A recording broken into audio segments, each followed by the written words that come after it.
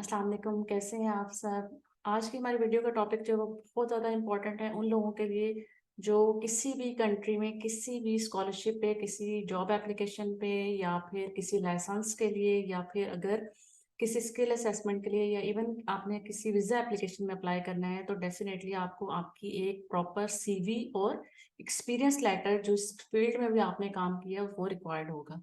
अब अगर मैं ऑस्ट्रेलिया की बात करूँ, मैंने लास्ट 2 वीडियोस बनाई हैं जिसमें आपने अपनी अगर स्किल असेसमेंट करवानी है और आपने लाइसेंस अप्लाई करना है तो आपने किस तरह से उसको प्रोसेस करना है। अगर आपने वो वीडियोस नहीं देखी हैं तो आप अभी देख लें ताकि आपको आज की वीडियो जो है वो समझ आ सके। अब आज की वीडियो में मैं प्रॉपर जो सीवी है वो किस तरह से आपने बनानी है, उसमें आपने किन किन चीज़ों को मेंशन करना है वो आपको बताऊंगी, और साथ में आपने एक्सपीरियंस लेटर जो अपने एम्प्लॉयर से आपने लेना है वो आपने एक्सपीरियंस लेटर किस तरह से लेना है, किस तरह का होना चाहिए, उसमें कौन सी चीजें जो है वो जरूर मेंशन करनी है वो आपको आज बताऊंगी। तो चले हम आज की वीडियो जो है वो स्टार्ट करते हैं। मैं भी आपको अपने लैपटॉप की स्क्रीन शेयर करती हूँ जिसमें मैं आपको सारा वो प्रोसेस जो है वो दिखाऊंगी। सबसे पहले जो है वो हम स्किल असेसमेंट जो कि हमने ASMIRT से करवानी है, उसमें जो मोस्ट इम्पॉर्टेंट डॉक्यूमेंट्स हैं वो आपको बताती हूँ। ठीक है, उसके बाद फिर सीवी उनका फॉर्मेट जो है वो किस तरह का होना चाहिए वो आपको बताऊंगी, और साथ में फिर मैं आपको एक एक्सपीरियंस लेटर की एग्जाम्पल शो करूंगी कि आपने अपना एक्सपीरियंस लेटर जो वो किस तरह का बनाना है। तो अगर हम सबसे पहले देखें तो हमारे पास एक जो एप्लीकेशन है उसमें एक एप्लीकेशन फॉर्म होगा, चाहे वो लाइसेंस के लिए है उसका एक एप्लीकेशन फॉर्म मैंने आपको शो किया था लास्ट वीडियो में। अगर आपने स्किल असेसमेंट के लिए जाना है तो उसका एक अलग से एप्लीकेशन फॉर्म है, वो आ जाएगा। उसके बाद फिर उसके सपोर्टिंग डॉक्यूमेंट्स आ जाते हैं। डॉक्यूमेंट्स में आपको बार बार बता रही हूँ कि कोई भी डॉक्यूमेंट जो है वो ओरिजिनल नहीं होगा, आपने फोटोकॉपी यूज करनी है। अब फोटोकॉपी में आपका जो सिलेबस है, कोर्स कंटेंट जिसको हम कहते हैं, वो होना चाहिए जिसमें आपके सारे 4 साल के सब्जेक्ट्स और उनका जो कंटेंट्स हैं, उनके जो टॉपिक्स हैं वो सारे आपके मेंशन होने चाहिए, वो आपका सिलेबस हो जाएगा। उसके बाद आपके ट्रांसक्रिप्ट्स हैं या डिग्रीज हैं या आपका कोई भी ऐसा सर्टिफिकेट है जो आपने एज अ क्वालिफिकेशन लिया है, वो सारे आपके क्वालिफिकेशन डॉक्यूमेंट्स में आ जाएंगे। उसके बाद फिर आपका रजिस्ट्रेशन सर्टिफिकेट्स आ जाएंगे, आपने किसी एक कौंसल से लिया, 2 से लिया, 3 से लिया, आप जो है वो आप अटैच करेंगे। उसके बाद फिर आपके पास आ जाते हैं लेटर्स, जो कि आपने एक्सपीरियंस लेटर्स मोस्ट इम्पॉर्टेंट, क्योंकि इसकी बेस पे आपकी स्किल असेसमेंट होगी, इसकी बेस पे आपका लाइसेंस होगा जिसकी वजह से आप जो है वो ऑस्ट्रेलिया में किसी भी हेल्थ केयर सिस्टम में काम कर सकते हैं। उसके बाद फिर आपकी पोस्ट क्वालिफिकेशन अगर कोई है। अब मैं यहाँ पे आपको मेंशन करूंगी इस बात को कि स्किल असेसमेंट के लिए या एप्रा के लाइसेंस के लिए, अगर आपने मेडिकल इमेजिंग टेक्नोलॉजी में लेना है, अगर आपने रेडिएशन थेरेपी में लेना है, अगर आपने न्यूक्लियर मेडिसिन में लेना है या आपने रेडियोलॉजी टेक्नोलॉजिस्ट की बेस पे लेना है, तो आपकी 4 इयर्स की डिग्री जो है वो सफिशिएंट है, आपको पोस्ट क्वालिफिकेशन रिक्वायर्ड नहीं है। लेकिन अगर आपने सोनोग्राफर के लिए अप्लाई करना है तो तब आपको 1 ईयर या 2 ईयर का सोनोग्राफी में मास्टर्स या कोई डिप्लोमा जो है वो रिक्वायर्ड होगा, जो कि सोनोग्राफी में ही होना चाहिए, और आपने 1 ईयर या 2 ईयर जो है वो सोनोग्राफी के सब्जेक्ट्स पढ़े होंगे। ठीक है, ये बात आपने, क्योंकि बहुत सारे स्टूडेंट्स बार बार पूछ रहे हैं इसलिए मैंने आपको इन मतलब जोर लगा के ये बात बताई है कि ये आपने इस तरह से अप्लाई करना है। आपके पास 4 इयर्स की डिग्री है, सफिशिएंट है। आप अपने डॉक्यूमेंट्स कंप्लीट करें, स्किल असेसमेंट करवाएं, आप पीआर वीजा के लिए या टीआर वीजा के लिए अप्लाई कर सकते हैं। अच्छा, उसके बाद फिर जो आपके पास इंग्लिश प्रोफिशिएंसी लेटर्स आ जाएगा जिसमें आप आइल्स कर लें या पीटी कर लें, वो आपकी अपनी मर्जी पे है। उसके बाद आपके पास कुछ फोटोग्राफ्स वगैरह होंगी, पासपोर्ट आपका रिक्वायर्ड है। ठीक है, और इसके अलावा जो है वो अगर कोई आपकी डिग्री या आपका कोई सर्टिफिकेट किसी और लैंग्वेज में है या उर्दू में है या हिंदी में है, किसी भी लैंग्वेज में, तो आपने उसको इंग्लिश में ट्रांसलेट करवा के वो आपने अटैच कर। इसके अलावा ये हो सकता है कि आप अपना जो इंग्लिश मतलब जो हम यूनिवर्सिटी से लेते हैं, या आपका बीएस होगा या मास्टर्स होगा कि ये जो आपकी डिग्री थी वो इंग्लिश में थी, वो वाला आप जो लेटर है वो ले सकते हैं अपनी यूनिवर्सिटी या अपने कॉलेज से। अच्छा, इसके अलावा फिर आ जाती है इंस्ट्रक्शंस कि आपने एप्लीकेशन को कंप्लीट किस तरह से करना है। आपने कोई भी जो डॉक्यूमेंट है उसको स्टेपल नहीं करना, आपने उसको गम नहीं लगाने, आपने उसको टेप नहीं लगाने, आपने उसको प्लास्टिक बाइंडिंग में नहीं डालना है। ठीक है, आपने उसको फोल्ड नहीं करना है, आपने सिंपल जो क्लिप्स यहाँ पे मैं आपको शो कर रही हूँ इस तरह के क्लिप्स लेके उसको आपने डॉक्यूमेंट्स को कंप्लीट कर लेना है। उसके बाद डॉक्यूमेंट सबमिशन में आपने कोई भी ओरिजिनल डॉक्यूमेंट नहीं भेजना है, आपने फोटो कॉपीज लेनी है और वो कलर्ड कॉपीज होंगी, और वो कॉपीज जो है वो सर्टिफाइड होनी चाहिए। आपने सिंपल किसी 17 ग्रेड वाले अफसर से सर्टिफाइड नहीं करवानी है, आपने उसको नोटरी पब्लिक, जो कि हम जो मतलब हमारे वो होते हैं ना वकील, मतलब वो लोग करते हैं, तो आपने वो वाला इसको सर्टिफाइड करवाना है। अच्छा, इसके अलावा अब आपने ये डॉक्यूमेंट कंप्लीट कर लिया, अब आपने कौन कौन से डॉक्यूमेंट्स हैं उनको सर्टिफाइड करवाना है। आपका इसमें पासपोर्ट आ जाएगा आपका, ठीक है। अब आपने जो वीजा रिसीव किया है वो बात की बात है, उसको आप अभी छोड़ दें, ठीक है। अभी आप अप्लाई कर रहे हैं, आपका जो इंग्लिश लैंग्वेज का टेस्ट था, आइल्स है, पीटी है, वो आपने नोटरी पब्लिक करवाना है। उसके अलावा फिर आपके जो ओरिजिनल जो क्वालिफिकेशन के डॉक्यूमेंट्स है वो आपने करवाने हैं। उसके अलावा आपका जो एक्सपीरियंस लेटर है वो आपने करवाना है, ठीक है। इसके अलावा आपका कोई सर्टिफिकेट है, आपका कोई कॉन्फ्रेंस सर्टिफिकेट है, आपका कोई सेमिनार है, कोई आपका इस तरह का कोई भी डॉक्यूमेंट जो कि आप कोई सीवी के साथ जो अटैच हो सकता है, वो आपने सर्टिफाइड करवाना है। इसके अलावा अब आप सिलेबस अगर देखें तो यहाँ पे स्क्रीन पे आपके पास पूरी उसकी डिटेल शो हो रही है। आपने उसको एक दफा जरूर देख लेना है कि आपके सिलेबस में आपके सारे डॉक्यूमेंट सब्जेक्ट्स और उसकी डिटेल जो है वो मेंशन होनी चाहिए, ये बहुत जरूरी है। उसके अलावा जो एम्प्लॉयर लेटर है वो आपके पास होना चाहिए। एम्प्लॉयर लेटर किस तरह का है वो मैं अभी आपको दिखा देती हूँ। फिर आपके पास आ जाते हैं ये CPD-R, जिसमें आपने प्रोफेशनल जो डेवलपमेंट है, जिसमें आपने कोई सर्टिफिकेट लिया है, कोई आपने डिप्लोमा किया है, कोई आपने ट्रेनिंग ली है, कोई आपने सेमिनार अटेंड किया है, वो आपके सारे जो डॉक्यूमेंट्स है वो इसमें आ जाते हैं। अब आपके पास यहाँ पे ये एक टेबल है, इसको आपने ऐसा जो है वो एक्सेल शीट पे बना के वो जो है कर सकते हैं, ठीक है। अब आपने इसमें क्या करना है कि आपके कितने थ्योरी सब्जेक्ट से, आपके कितने क्लिनिकल सब्जेक्ट से, वैसे ये जो है वो आपके सिलेबस के साथ आपकी यूनिवर्सिटी आपको प्रोवाइड कर देगी। लेकिन अगर नहीं देते हैं तो आप उसको खुद बना सकते हैं। आपके सिलेबस में लिखा होता है कि आपके कितने थ्योरी आवर्स थे, कितने करेक्ट जो है वो प्रैक्टिकल आवर्स थे, वो आपने इसमें यहाँ पे मेंशन करने हैं। अगर आपके पास यूनिवर्सिटी वाला है तो आप उसी को ही लेंगे, लेकिन यूनिवर्सिटी का जो सिलेबस होगा वो आपका वहाँ का किसी कोई HOD है, कोई टीचर है, कोई कोर्स कोऑर्डिनेटर है, उससे साइन होना चाहिए, अदरवाइज वो एक्सेप्टेबल नहीं होगा। अच्छा, ये ट्रांसक्रिप्ट की एग्जांपल है जिसमें आपके सारे ग्रेड्स शो होने चाहिए, ठीक है। और ग्रेड्स के साथ उनका सब्जेक्ट्स है। ये हमारी ट्रांसक्रिप्ट जो है वो बेसिकली ऐसे ही होती है, तो इसमें आपको बॉदर करने वाली कोई चीज जो है वो है नहीं। और इसके अलावा जो इसकी बैक साइड होती है या फिर फ्रंट पे ही मेंशन होता है कि ये जो ग्रेड है वो कितने परसेंटेज के इक्वल होता है। तो उस तरह की भी अगर आपके पास बैक साइड है तो आपने फ्रंट और बैक दोनों जो है वो फोटोकॉपी करवानी है, दोनों को ही आपने जो है वो सर्टिफाइड करवा लेना है। ऑल कॉपीज जो है वो सर्टिफाइड होनी चाहिए। कोई भी कॉपी जो है वो सर्टिफाइड अगर नहीं है तो फिर उसको अटैच करने का कोई फायदा नहीं है, उसका आपको कोई बेनिफिट नहीं होगा। अब ये आपके पास एक एग्जांपल आ रही है कि आपने सर्टिफाइड जो है वो किस तरह से करवानी है। ये कोई भी जो एडवोकेट होते हैं पाकिस्तान में, अगर हम या इंडिया में बात करें, तो आप उनसे जो है वो इस तरह से जब सर्टिफाइड करवाएंगे, इवन मैं आपको, अगर आपको फिर भी नहीं समझ आएगी तो अपना कोई एक डॉक्यूमेंट जो है वो शो कर दूंगी, जिसमें जो है वो जब मैंने वीजा वगैरह के लिए अप्लाई करना था तो मैंने अपने डॉक्यूमेंट जो है वो सर्टिफाइड करवाए थे। अच्छा, इसके अलावा ये आपके पास आ जाता है कि आपने जो, मैंने आपको बताया कि जो CPD-Rs आपने पूरे करने हैं, उसमें आपके जो सर्टिफिकेट्स वगैरह होते हैं वो इसी तरह से मेंशन होते हैं, जिसमें आपका नेम होता है और वो अटेंड किया है आपने, और वो किस तरह की कॉन्फ्रेंस या सेमिनार था, वर्कशॉप थी जो आपने अटेंड किया, वो सारा जो है वो मेंशन होता है। तो ये ऐसा ही होता है, इसमें भी आपको कोई खास जो है वो बॉदर करने की जरूरत नहीं है। अच्छा, फिर आ जाती है CV, कि आपने CV में क्या क्या चीजें जो है वो मेंशन करनी है, ठीक है। और इसके अलावा फिर जो हमारे पास यहाँ पे है, ये आपका इंग्लिश लैंग्वेज का टेस्ट आ जाता है, जो कि इंटरनेशनल स्टैंडर्ड्स के अकॉर्डिंग होता है, तो आपने वो वैसा ही जो है वो सर्टिफाइड कॉपीज उसकी लगा देनी है।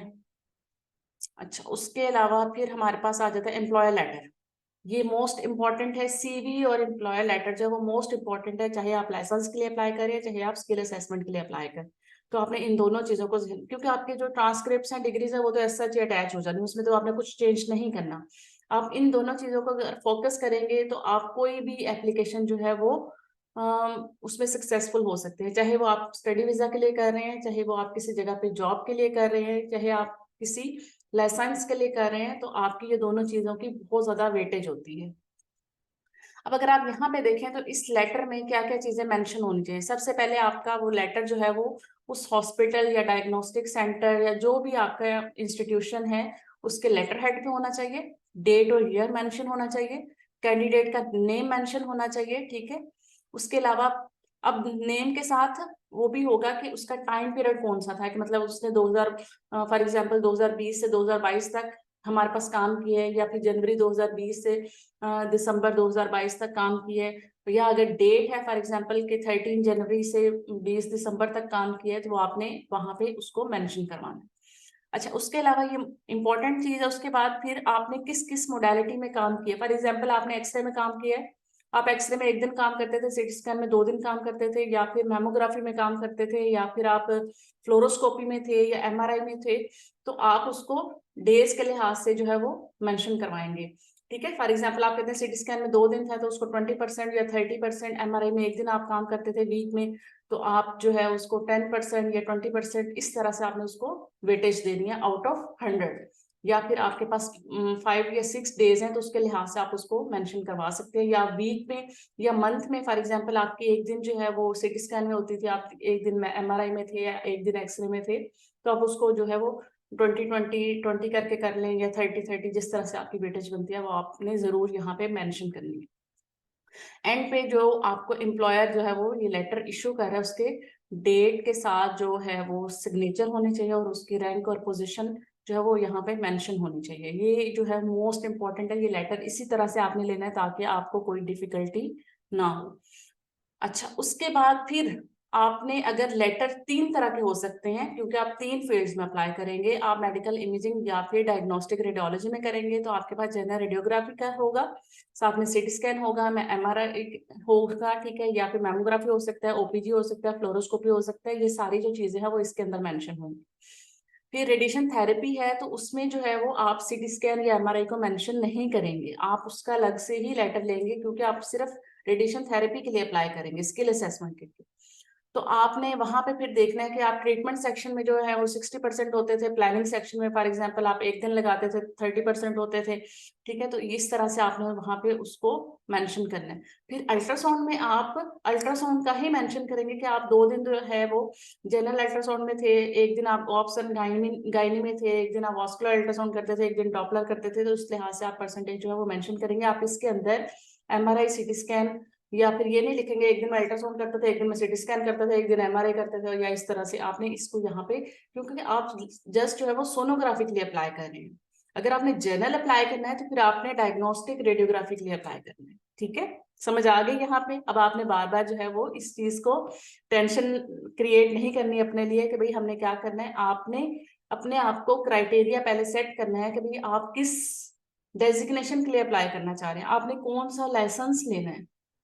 आप अल्ट्रासाउंड में भी काम करना चाहते हैं, आप सीटी स्कैन में भी काम करना चाहते हैं, कोई मसला नहीं है, वो कर सकते हैं। लेकिन अभी आपने पहले स्टेप पे देखें कि आप सीटी स्कैन के लिए ज्यादा एलिजिबल है, तो आप सीटी स्कैन का लाइसेंस ले लें। जब आप यहाँ पे आ जाएंगे, आप फर्दर कोई कोर्स कर लें, कोई सर्टिफिकेशंस कर लें, उसके बाद आप सोनोग्राफी में भी जा सकते हैं, वो कोई बड़ा मसला नहीं है।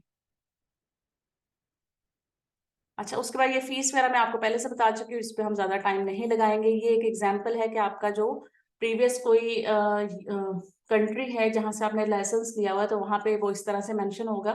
जैसे अगर आप पाकिस्तान से लेंगे तो पाकिस्तान की काउंसिल का जो लाइसेंस है वो आपके पास एक लाइसेंसिंग बॉडी है जो आपको शो करेगी। अच्छा, उसके बाद ये सिलेबस वगैरह के लिए ये मैंने चीजें जो है वो बता दी हैं, हम इसको ज्यादा वो नहीं करेंगे टाइम। अच्छा, दूसरी जो चीज है वो आपकी सीवी। अब आपने सीवी में क्या क्या चीजें, सबसे पहले आपकी पर्सनल इंफॉर्मेशन आ जाती है, फिर आपकी क्वालिफिकेशन आ जाती है। आपने बीएस किया है, मास्टर्स किया है, आपने मास्टर्स नहीं किया है, कोई मसला नहीं है, आप बीएस की बेस पे अप्लाई करें, आप बीएस को ही मेंशन करेंगे। उसके बाद आपके पास कोई पोस्ट क्वालिफिकेशन है, कोई आपने ट्रेनिंग ली है, कोई आपने डिप्लोमा की है 1 मंथ का, 2 मंथ्स का, 3 मंथ्स का, 6 मंथ्स का, वो आप मेंशन कर सकते हैं इसमें। उसके बाद आपकी जो क्लिनिकल या प्रोसीजर की स्किल्स हैं कि आप जो है वो एकेडमिक्स में हैं, क्लिनिकली आपने क्या क्या काम किए हैं, वो आप इसमें मेंशन करेंगे। उसके बाद फिर आपकी वर्क और प्रैक्टिस हिस्ट्री आ जाती, जिसमें करंट और प्रीवियस मोस्ट फर्स्ट स्टेप पे आपने करंट मेंशन करना होता है कि आप अभी इस टाइम पे किस जगह पे काम कर रहे हैं और किस टाइम से किस टाइम तक काम कर रहे हैं। ठीक है, उसके अलावा फिर आप प्रीवियस वन, फिर उस जो प्रीवियस होगा तो आप उसको इस तरह से मेंशन करेंगे।